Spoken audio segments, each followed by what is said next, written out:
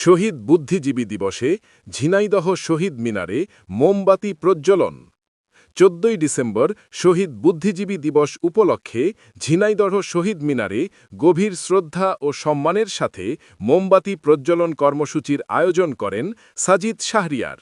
৭১-এর শহীদেরা লাও লাও লাও সালাম, লাও লাও লাও সালাম। ৭১-এর শহীদেরা লাও লাও লাও সালাম। ৭১-এর শহীদেরা। এ সময় ১৯৭১ সালের ১৪ ডিসেম্বর শহীদ হওয়া দেশের সূর্য সন্তান বুদ্ধিজীবীদের স্মরণ করা হয় এবং তাদের আত্মত্যাগের প্রতি বিনম্র শ্রদ্ধা নিবেদন করা হয়।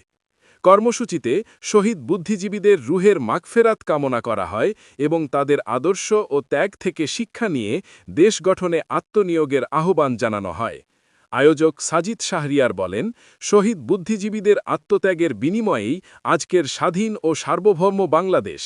তাদের স্মৃতি জাতির হৃদয়ে চিরদিন অম্লান থাকবে।